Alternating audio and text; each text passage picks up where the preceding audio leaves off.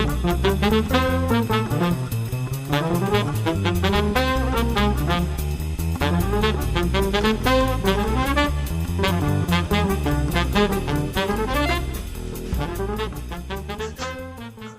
welcome to Business Brains and the Bottom Line podcast. My name is Paul DeLegro, your host. And my guests today, I don't usually have two guests, but I do have two guests today, Chase and Lauren Stroud. Welcome to the show, guys. Hi, how are you? Hey. Doing well.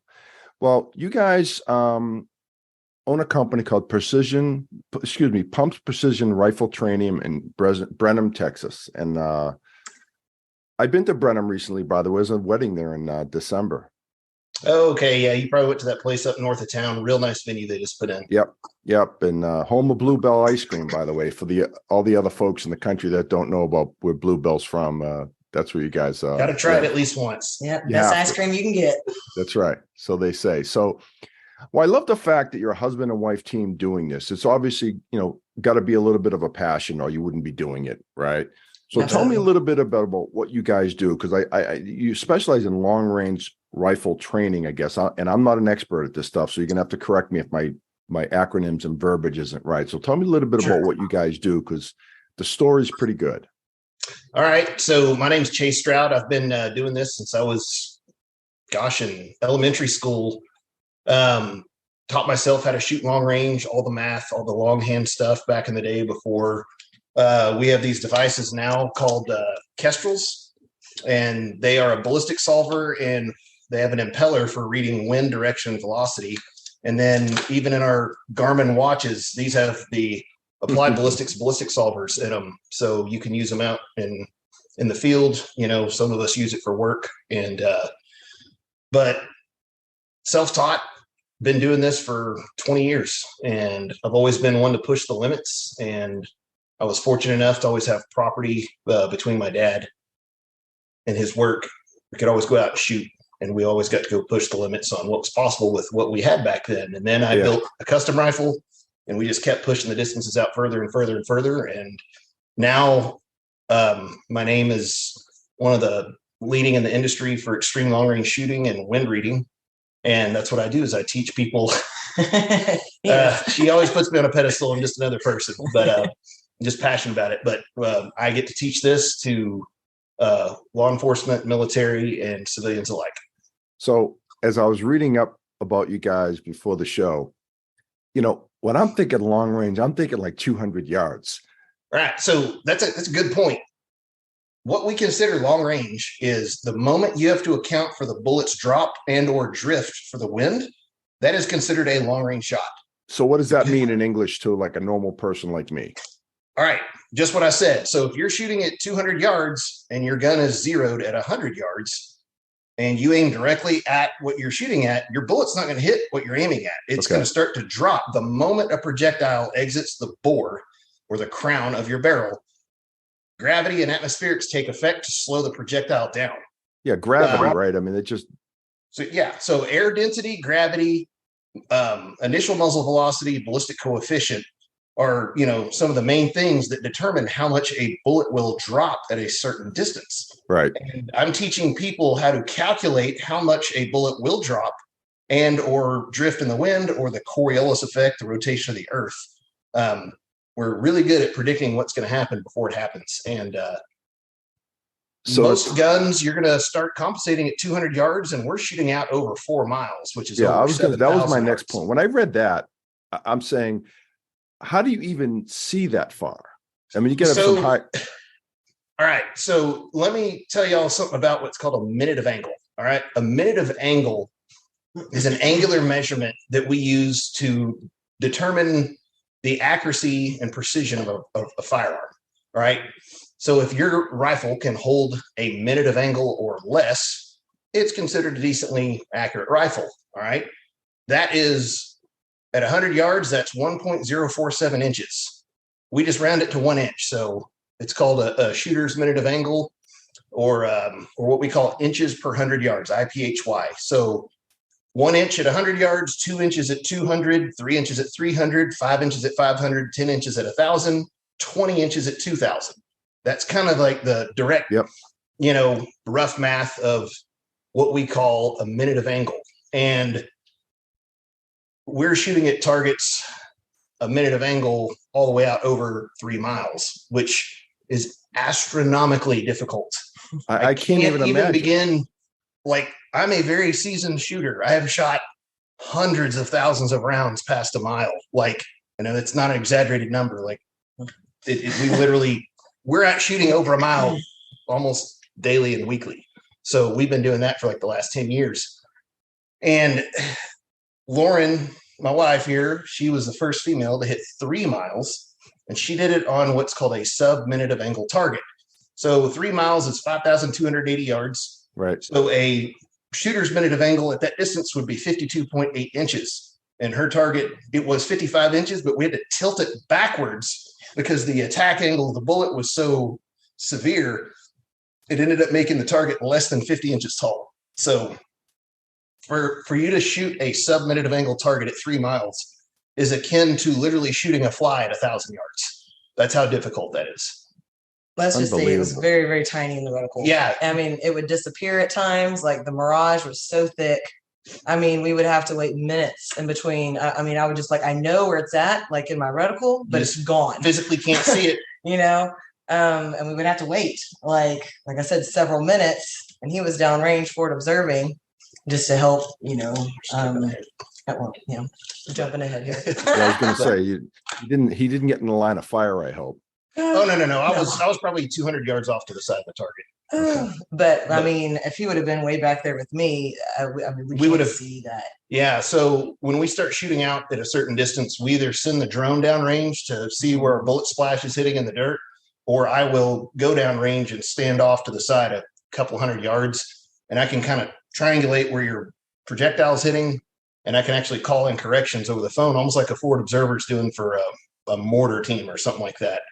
Because when we start shooting at 3 miles, it almost is like a mortar because of our projectiles going up.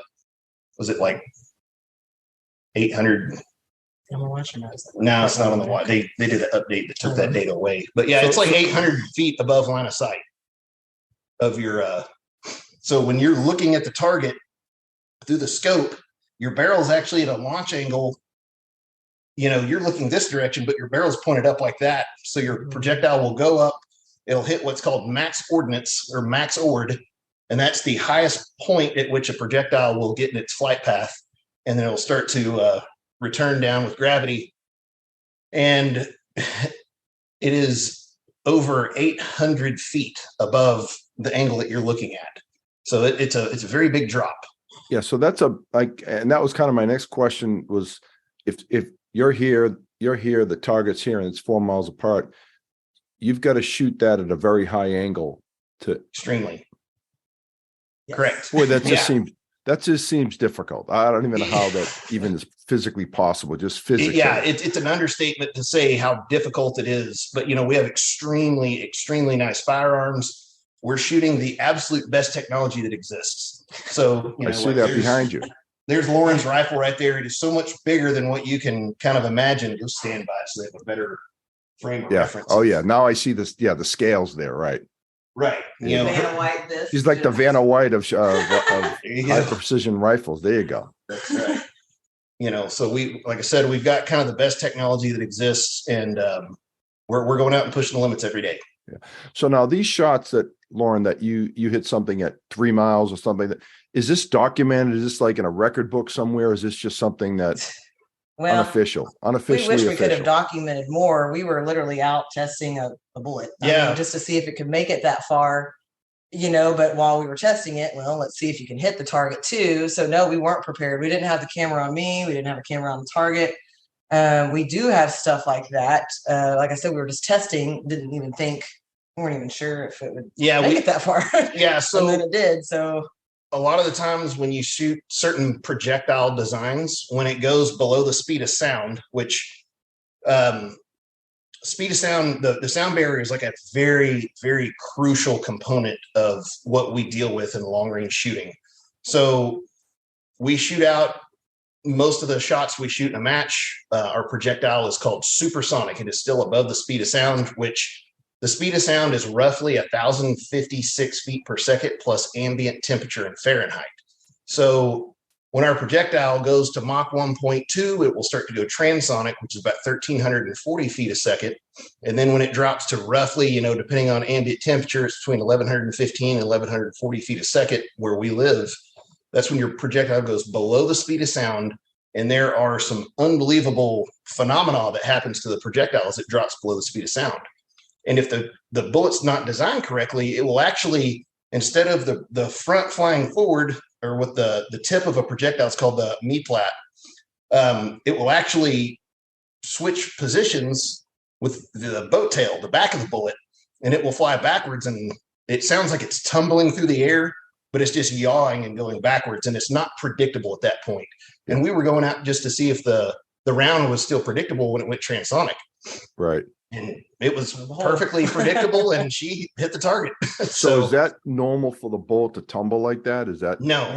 Well, on an incorrectly, now there's a lot of bullets that do that because most normal, sane human beings don't go out and be like, "Oh, this bullet's designed to be shot at 400 yards, and we're going to shoot it at 5,000." Like, right.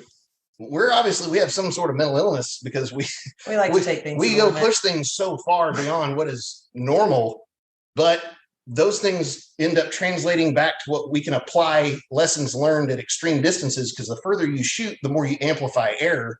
Sure. And then you can, okay, let's regroup. We need to make some amendments to either our ammo, the projectile design, etc. And now we can go back out and keep pushing the limits further. And we can take what used to be, not many people shot over 1,000 yards a decade ago. I was already shooting 2 miles back then, and kind of a laughing stock, just because I was out doing stuff that was so fringe. And now we shoot matches called King of 2 Mile, and 100 people are coming to shoot 2 miles. Wow. And it's invite only because they only take the top 100 shooters. So we go to that each year out in Raton, New Mexico. Yeah, it sounds like fun. I mean, obviously you're doing this, it's a passion for you guys. And so, but yes, there's the business aspect of it too, right? I mean, so you got to run a business. How's business for you guys? Business is doing very good, actually. LinkedIn's been a huge blessing for us. We don't even really advertise, just people get interested and like, oh, wow, these people are going out and doing some obscure things with rifles, and I want to learn how to do that. And that's what I do, is I teach people how to use ballistic solvers, how to read the wind, how to correctly shoot your rifle so you can get repeatable impacts out to well beyond a mile. Yeah. So a lot of people have no idea what their rifles are capable of doing. That's right. Yeah. I mean, well, that's the other thing is technology's gotten a lot better in all aspects of life. And, obviously the rifle behind you there, and I'm sure there's many others that you guys have, that these have to be like finely tuned precision machines, correct? I mean, there you go. That's something you're seeing like a Schwarzenegger movie. So, what's funny is, I'm going to leave a name omitted here, but I got my little handgun on my desk with me. Does that count? It's a 380. It doesn't compare to you guys, but see, 2011 custom built.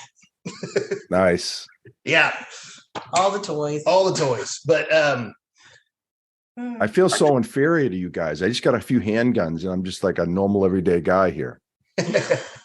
You got to use what you can where you are. Right. That's right. In Texas, people, a lot of the time they'll ask us, why do you need to shoot that far?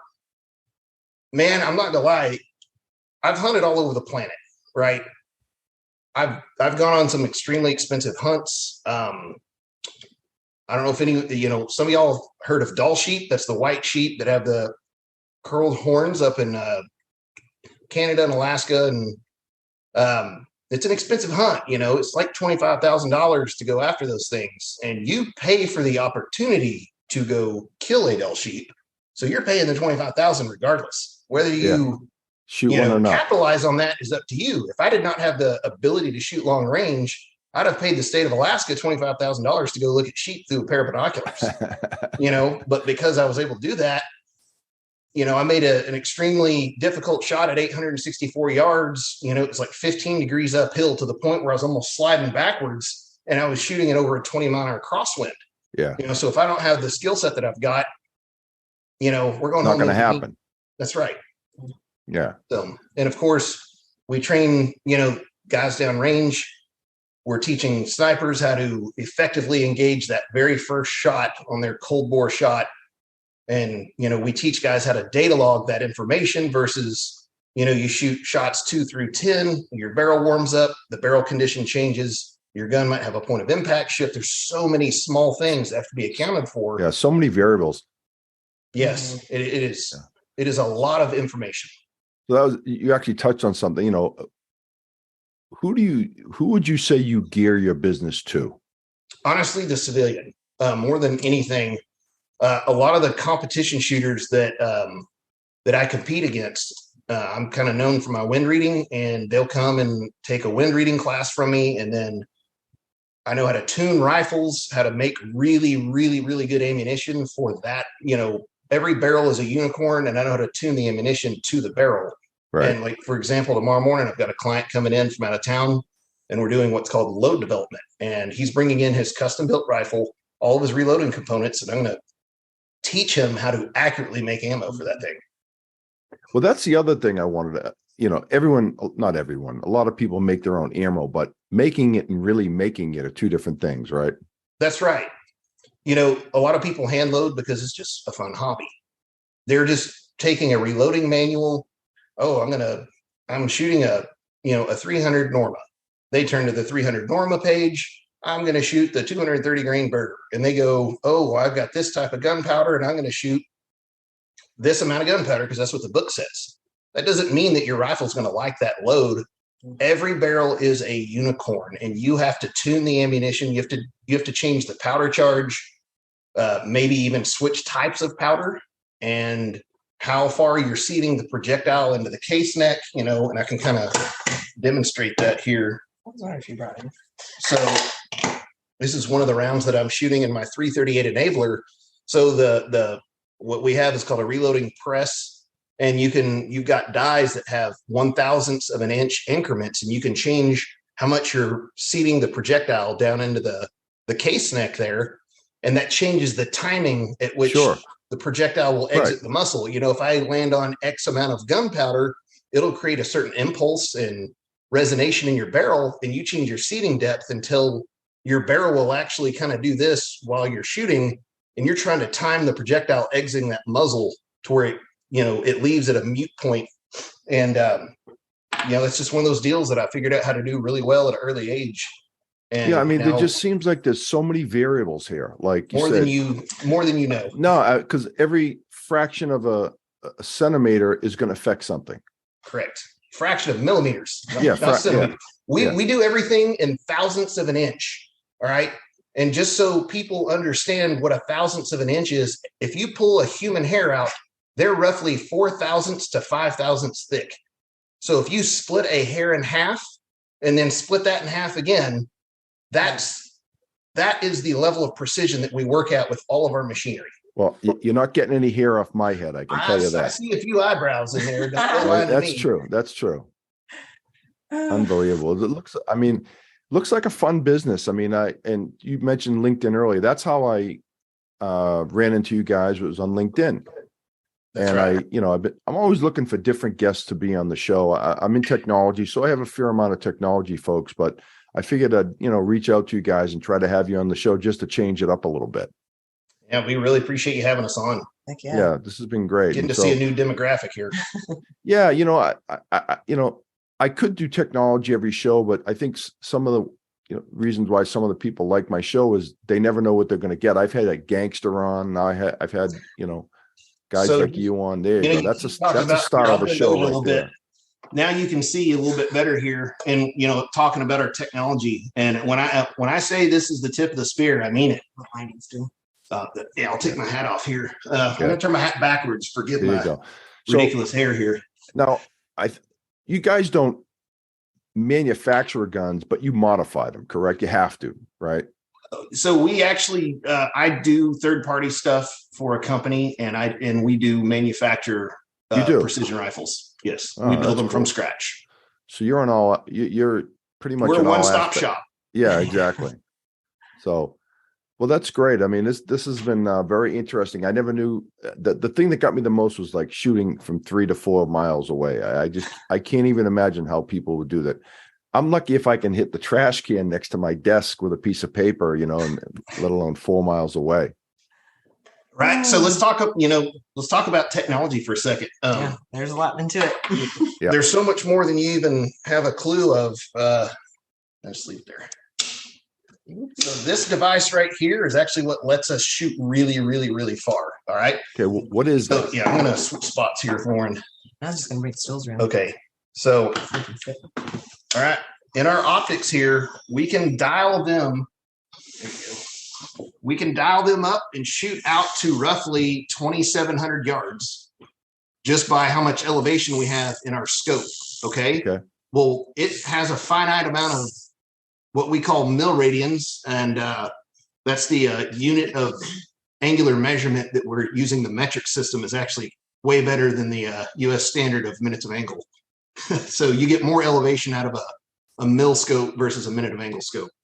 So, we dial up, we shoot out to say 2,700 yards, which is just over a mile and a half. 2,640 yards is a mile and a half. And that's where this piece of equipment comes in right here. All right.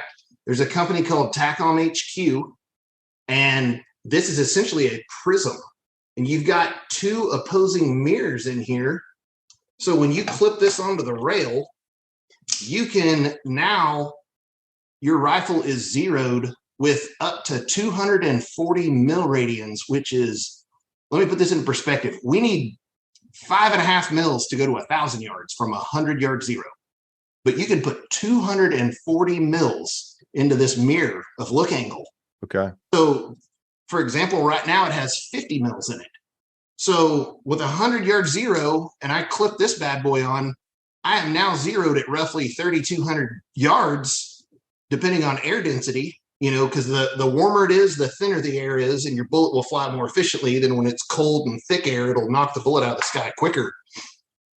So if I want to shoot 2 miles and keep my scope on full zoom, I put this on, and I need roughly 57 mils to get to 2 miles at sea level. And now I just dial my scope up 7 mils, and I'm on full power, and bam, this thing allows me to stay on full power. It adds external elevation because of the look angle.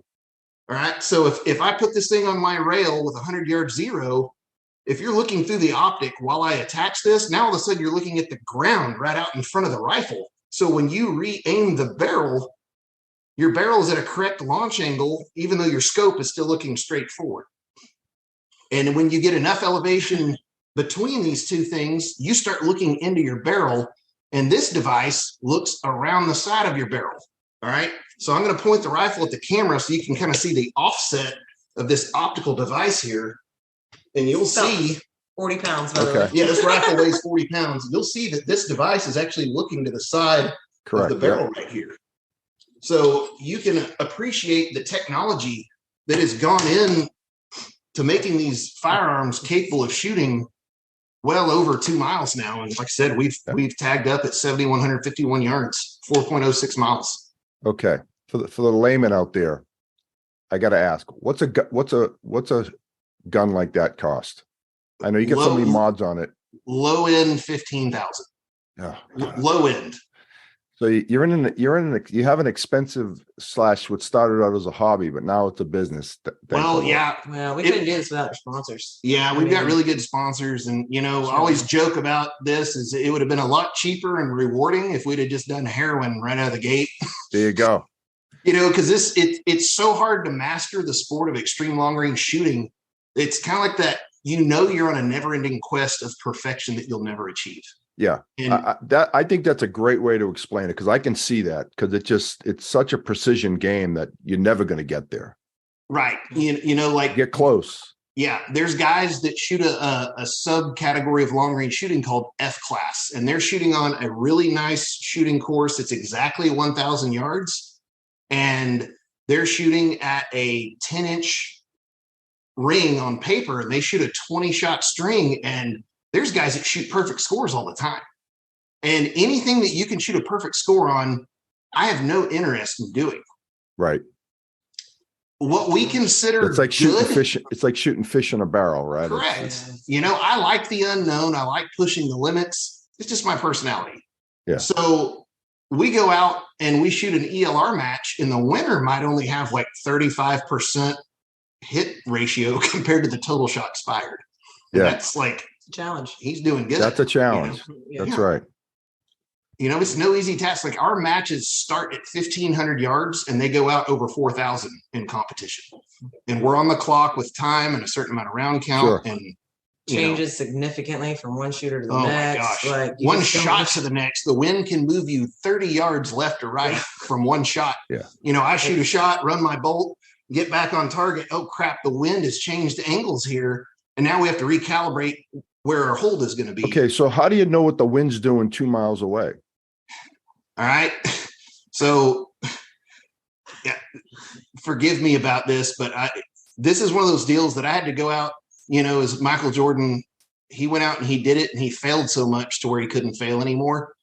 Unfortunately, that's what I had to go do. I had to go spend years shooting at those distances to be able to have a predictive model, because this little device right here is phenomenal for reading wind at your person. Right. But you can't do that down there. So I actually have to look through my spotting scope, which, Lauren and I both shoot for the Leopold Extreme Long Range team. Leopold makes really, really good optics. And I can look through my Leopold spotting scope, and I've learned to see the mirage angle and how hard it's laying over to predict what angle is the wind coming at and how hard is it blowing. And then we've kind of got a predictive algorithm of every, about 200 feet up off the ground, the wind blows about 1.5 miles an hour harder than it does on the ground. Sure. And then it rotates clockwise, no matter where you're at in the Northern Hemisphere. As you go up in altitude, the wind turns clockwise. I had a pilot data log a bunch of that as he was landing, over dozens of different airports in the Northern Hemisphere. He said, hey, it's the same everywhere. So we were able to compile that information and turn it into a usable model to get an average wind call for what we're doing. Well, and you're also looking, you're looking at the trees, you're looking at the surroundings, the mountains, whatever. But that just goes in with the wind angle and velocity, and averaging all that stuff together. So, well, like anything, you take this stuff seriously. So I respect my life. I have to. Yeah. This is not just like, hey, let's go to I'm actually going to the range tomorrow, but I'm shooting at targets 15 yards away, a 10 yard, I'm just having fun. Right. Right. Well, so, you that's one thing as an instructor. I'm going to give you a little constructive criticism. Okay. If you're going to train firearms, guns are fun, but at the end of the day, they're deadly. And you have to treat, if I'm going to the range to train myself, to defend myself, you've got to be 100% in the moment and train just like you would in a real world situation. Because if you're training every time you go out, you do the same thing. You just shoot your magazine, drop it. I'm policing my brass. There's been case studies where officers that were great target shooters, they actually get in a real world gunfight and they're actually getting, unfortunately, they're losing their lives because they go into their subconscious and they're shooting subconsciously, and they'll shoot an entire magazine in a gunfight. They'll drop their magazine. They'll start picking their brass up because that's what they've trained themselves to do over years.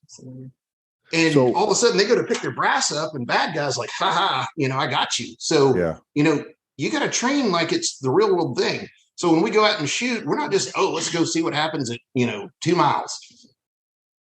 We do take a few shots every now and then to test ourselves on our cold bore shot. That is the most important thing we do. In the real world, the first shot is the one that counts with precision rifles, whether you're a sniper or a hunter. You got to make the first one count. So you have to know your limits as a shooter. Hey, do I need to move forward on this animal and harvest him humanely? So if you're hunting, you got to remember, I don't care if it's a wild pig, a deer, an elk, we put, different layers of how much do I care about this animal before I shoot at it? I might go shoot at a coyote and not think twice about it at, 2,900 yards. But if I'm shooting at a big white-tailed deer that I've invested time to go hunt, I'm not just going to fling a shot at and hope I hit him. I'm going to close the gap and I'm going to take the guaranteed 100% shot. Yeah, makes something sense. I always talk to my long-range hunting classes about is the ethics of long-range hunting are far overlooked. People want to shoot long-range because it's the sexy thing to do. Yeah, sure. It is. Especially when you got my wife here next to me. But, it's really cool and all, but you got to be ethical at the end of the day and knowing what can I do on my first shot every time. Good advice. If you be honest with yourself, probably don't need to be shooting long distance at animals. Makes sense. Yep. Logical to me. So another question. So do you do events too? Like if a group of business folks want to come out and we do, so if people want to do entertainment packages or just see, hey, I want to come check that mile box, or I want to come check that 2 mile box. We do entertainment packages. You rent our firearms. You get a really brief kind of, this is roughly what's happening on the ballistics side. I'm not going to teach you how to do the ballistics. That's a whole nother class that we do, but I'm going to call wind. I'm going to set the firearm up and you're going to shoot. And we get everybody on at 1, 1.5, and 2 miles. And then we cook for them. We're real big on barbecue down here. We've got like 6 pits in the backyard.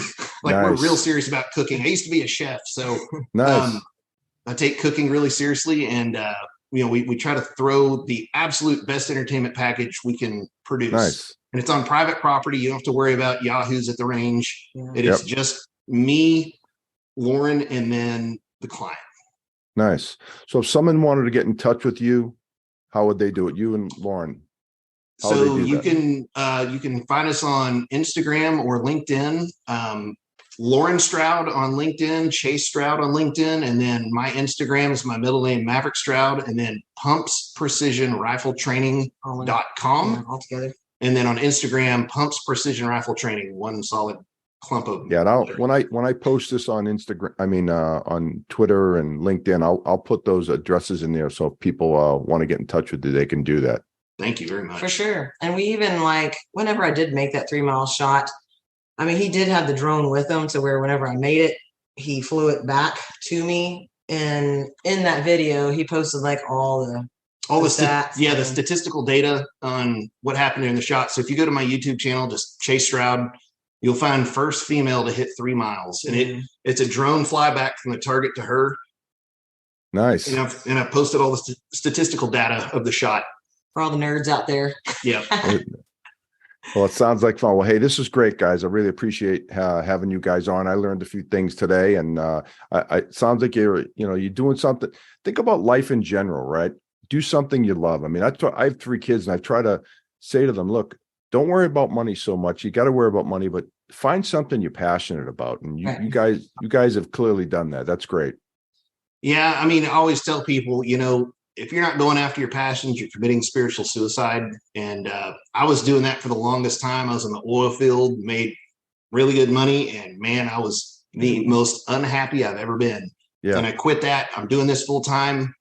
And it's, it's starting to, work for us here. But golly, the freedom I've got, and just I don't know what I'm going to do when I grow up. Yeah, good point. That's having fun.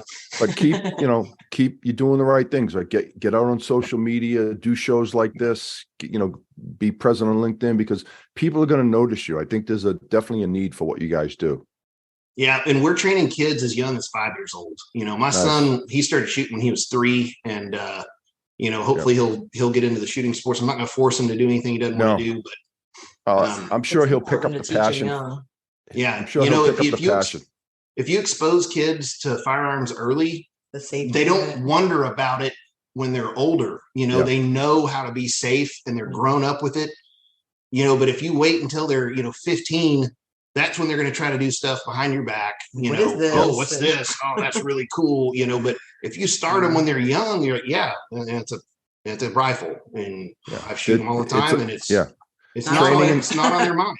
Training and respect, right? Sure. Just exactly. Yeah. So, well, hey guys, I think we'll end it on that note. I think we'll get all your information out there. We really enjoyed this. This was fun. Like I said, I am not a gun person, a rifle person, so I learned a lot. This was fun for me, and I think it'll be a good show, and I think the audience out there will really enjoy it.